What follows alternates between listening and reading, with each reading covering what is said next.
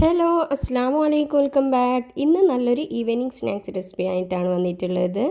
വളരെ സിമ്പിളായിട്ട് റെഡിയാക്കാൻ പറ്റുന്ന പഫ്സിൻ്റെ രുചിയിലൊരു എഗ് ക്രേപ്പാണ്. മുട്ട വീട്ടിലുണ്ടെങ്കിൽ പിന്നെ വീട്ടിൽ തന്നെയുള്ള കുറച്ച് സാധനങ്ങൾ വെച്ച് നമുക്ക് ഉണ്ടാക്കാൻ പറ്റിയ ഒരു അടിപൊളി ഈവനിങ് സ്നാക്സ് റെസിപ്പിയാണ്. അപ്പോൾ അതിനായിട്ട് ഞാനിവിടെ മുട്ട പുഴുങ്ങാൻ വെച്ച് കൊടുത്തിട്ടുണ്ട്. ഇത് വെന്ത് വരുമ്പോഴേക്കും നമുക്ക് ഇതിന് വേണ്ട മസാല റെഡിയാക്കി എടുക്കാം. അതിനായിട്ട് ഒരു പാൻ അടുപ്പിൽ വെച്ച് കൊടുത്തിട്ടുണ്ട്. ഒരു 3 ടേബിൾ സ്പൂൺ സൺഫ്ലവർ ഓയിൽ ഒഴിച്ച് കൊടുത്ത ശേഷം 1 ടേബിൾ സ്പൂൺ വീതം ഇഞ്ചിയും വെളുത്തുള്ളിയും ചെറുതായി കട്ട് ചെയ്തിട്ട് എടുക്കാം. അതേപോലെ തന്നെ ഒരു 2 പച്ചമുളകും ചെറുതായി അരിഞ്ഞതും കൂടി ഇട്ട് കൊടുത്ത് ഇതിൻ്റെ റോസ് സ്മെല്ലും ഒക്കെ മാറി നല്ലൊരു മണം വന്ന് തുടങ്ങുമ്പോഴേക്കും നമുക്കിതിലേക്ക് ഒരു 3 മീഡിയം സൈസുള്ള സവാള ചെറുതായി ചോപ്പ് ചെയ്തത് ഇട്ട് കൊടുക്കാം. ഇതോടൊപ്പം തന്നെ ആവശ്യത്തിനുള്ള ഉപ്പും കൂടി ഇട്ട് കൊടുത്ത് നല്ലോണം ഒന്ന് വഴറ്റി കൊടുക്കാം. ഉള്ളി നല്ലോണം സോഫ്റ്റായി വരുമ്പോഴേക്കും നമുക്കിതിലേക്ക് ഒരു ചെറിയ തക്കാളിയും ഒരു പകുതി ക്യാപ്സിക്കവും ചെറുതായി അരിഞ്ഞതും ഇതിലേക്കിട്ട് നല്ലപോലെ വഴറ്റിയെടുക്കാം. ഇത് നല്ലോണം വെന്ത് ഉടഞ്ഞ് വരുന്ന ആ പരുവത്തിലൊന്നും ആക്കിയെടുക്കേണ്ട ആവശ്യമില്ല. ജസ്റ്റ് ഒന്ന് സോഫ്റ്റായി വന്നാൽ മതി. ഇനി നമുക്കിതിലേക്ക് മസാലപ്പൊടികൾ ചേർത്ത് കൊടുക്കാം. 1/2 ടീസ്പൂൺ മഞ്ഞൾപ്പൊടി, 1 ടീസ്പൂൺ മുളക് പൊടി, 1/2 ടീസ്പൂൺ ഗരം മസാലയും 1 ടീസ്പൂൺ ചിക്കൻ മസാലയും ഇട്ടെടുത്ത് ഇതിൻ്റെ റോസ് സ്മെല്ല് മാറുന്നത് വരെ നമുക്കൊന്ന് വഴറ്റി കൊടുക്കാം.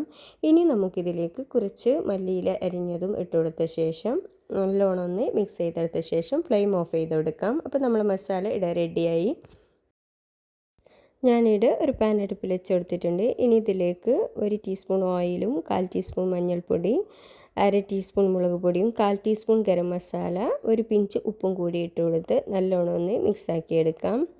ഇനി ഇതൊന്ന് ചൂടായി വരുമ്പോഴേക്കും നമ്മൾ വേവിച്ച് വെച്ചിരിക്കുന്ന മുട്ട തൊലിയൊക്കെ കളഞ്ഞതിന് ശേഷം 2ആയി കട്ട് ചെയ്തത് ഇതിലേക്ക് വെച്ച് കൊടുത്ത്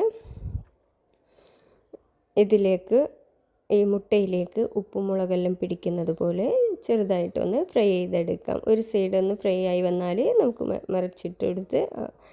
മറിച്ചിട്ട് കൊടുക്കാം. അങ്ങനെ 2 സൈഡും ചെറുതായിട്ടൊന്ന് ഫ്രൈ ചെയ്തെടുക്കാം. എന്നിട്ട് നമുക്കിത് പാനിൽ നിന്ന് മാറ്റാം. അപ്പോൾ ഇത് ലോ ഫ്ലെയിമിൽ വേണം ഇങ്ങനെ വെച്ച് കൊടുക്കാനായിട്ട്. ഇല്ലെങ്കിൽ ഈ മുട്ട പൊട്ടി ഞങ്ങളെ കയ്യിലൊക്കെ എണ്ണ തെറിക്കാൻ ചാൻസ് ഉണ്ട്. അപ്പോൾ ഈ മുട്ട ഫ്രൈ ചെയ്തെടുക്കുമ്പോൾ സൂക്ഷിച്ച് കൈകാര്യം ചെയ്യാം. ഇനി നമുക്ക് ഇതിന് വേണ്ട ബാറ്റർ റെഡിയാക്കി എടുക്കാം. അപ്പോൾ ഒരു മിക്സിയുടെ ജാർ എടുത്തിട്ടുണ്ട്. ഇതിലേക്ക് ഒരു മുട്ട ചേർത്ത് കൊടുക്കാം. ഇനി നമുക്കിതിലേക്ക് ഒരു 1/4 കപ്പ് പാലും 1 കപ്പ് മൈദയും ഇട്ട് കൊടുക്കാം. പിന്നെ ഇതിലേക്ക് ഞാനിവിടെ 2 ടേബിൾ സ്പൂണ് സൺഫ്ലവർ ഓയിൽ കൂടി ചേർത്ത് കൊടുക്കുന്നുണ്ട്. ഇനി നമുക്കിതിലേക്ക് ആവശ്യത്തിനുള്ള ഉപ്പും കൂടി ഇട്ട് കൊടുത്ത ശേഷം നന്നായിട്ടൊന്ന് അടിച്ചെടുക്കാം. ഈ ബാറ്റർ ഒരു ബൗളിലേക്ക് ഒഴിച്ചു കൊടുക്കാം.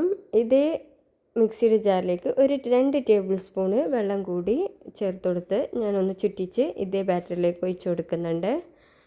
അപ്പോൾ നമ്മൾ ബാറ്ററിൻ്റെ കൺസിസ്റ്റൻസി നോക്കിയിട്ട് വേണം വെള്ളം ചേർത്ത് കൊടുക്കാൻ. ഇതുപോലെ ആയിരിക്കണം നമ്മളെ ബാറ്ററിൻ്റെ കൺസിസ്റ്റൻസി. നല്ലോണം ലൂസാവാനും പാടില്ല, എന്നാൽ നല്ലോണം തിക്കും വേണ്ട. നമുക്കിങ്ങനെ പാനിലേക്ക് ഒഴിച്ചു കൊടുത്തിട്ട് പിന്നെ കയ്യിലുകൊണ്ട് ഇതാക്കാണ്ട് ഇങ്ങനെ ചുറ്റിച്ചെടുക്കാൻ പറ്റണം. ഇതാണ് നമ്മളെ ബാറ്ററിൻ്റെ കൺസിസ്റ്റൻസി. അപ്പോൾ ഞാനിവിടെ ഒരു പാൻ അടുപ്പിൽ വെച്ചിട്ട് ചൂടായ ശേഷം മീഡിയം ഫ്ലെയിമിലിട്ട് വേണം നമുക്കിങ്ങനെ ക്രേപ്പ് റെഡിയാക്കാനായിട്ട്.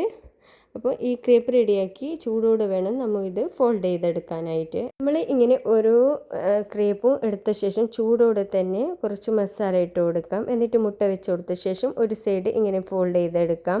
അതിന് ശേഷം നമ്മൾ ക്രേപ്പ് റെഡിയാക്കാനായിട്ട് എടുത്ത ആ ബാറ്ററിയിൽ നിന്നും കുറച്ചിങ്ങനെ സ്പ്രെഡ് ചെയ്ത് കൊടുക്കാം. ഇനി മറ്റേ സൈഡും മടക്കി കൊടുത്ത ശേഷം നമുക്ക് ഇങ്ങനെ വീണ്ടും 2 സൈഡിലും നമ്മൾ ബാറ്റർ ഒന്ന് സ്പ്രെഡ് ചെയ്ത് കൊടുക്കാം. എന്നിട്ട് ഇതേപോലെ ഫോൾഡ് ചെയ്ത് കൊടുക്കാം. ഇങ്ങനെ മുഴുവനും നമുക്ക് ഫോൾഡ് ചെയ്തെടുക്കാം. ഓരോന്നായി ചുട്ടെടുത്ത് ചൂടോടെ തന്നെ ഫോൾഡ് ചെയ്തെടുത്താൽ മതി. അപ്പോൾ ഞാനിവിടെ എല്ലാം ഫോൾഡ് ചെയ്തെടുത്ത് ക്രേപ്പ് റെഡിയാക്കി എടുത്തിട്ടുണ്ട്. ഇനി നമുക്കിതൊന്ന് ഷാലോ ഫ്രൈ ചെയ്തെടുക്കാം. അതിനായിട്ട് ഒരു പാൻ അടുപ്പിൽ വെച്ച് കൊടുക്കാം. ഇതിലേക്ക് ഗീ അല്ലെങ്കിൽ ബട്ടർ അല്ലെങ്കിൽ ഓയിലായാലും മതി, ഏതെങ്കിലും ഒന്ന് ഒഴിച്ചു കൊടുത്ത ശേഷം നമുക്കിത് ഓരോന്നായി ഇട്ട് കൊടുക്കാം. ഇത് നല്ലോണം ഒന്ന് ഡീപ്പായിട്ടൊന്നും ഫ്രൈ ചെയ്തെടുക്കേണ്ട ആവശ്യമില്ല. നമുക്കിങ്ങനെ ജസ്റ്റ് ഒന്ന് ഷാലോ ഫ്രൈ ചെയ്തെടുത്താൽ മതി. ഒരു സൈഡൊന്ന് ജസ്റ്റ് കളറ് മാറി വരുമ്പോഴേക്കും നമുക്ക് തിരിച്ചിട്ട് കൊടുക്കാം. അങ്ങനെ 2 സൈഡും രണ്ട് സൈഡും ഫ്രൈ ചെയ്തെടുത്ത ശേഷം നമുക്കിത് പാനിൽ നിന്ന് മാറ്റാം. അപ്പോൾ നമ്മൾ റെഡിയാക്കി വെച്ച മുഴുവൻ ക്രേപ്പും ഇതേപോലെ ചെയ്തെടുക്കാം. അപ്പോൾ ഇവിടെ കുറേ ഓയിലിൻ്റെ ഒന്നും ആവശ്യമില്ല. പിന്നെ നമുക്ക് വളരെ പെട്ടെന്ന് തന്നെ ഇത് റെഡിയാക്കി എടുക്കാം. അപ്പോൾ എൻ്റെ ഈ വീഡിയോ ഇഷ്ടമാവുകയാണെങ്കിൽ ഉണ്ടാക്കി നോക്കിയാൽ ഫീഡ്ബാക്ക് അറിയിക്കാൻ മറക്കരുത്.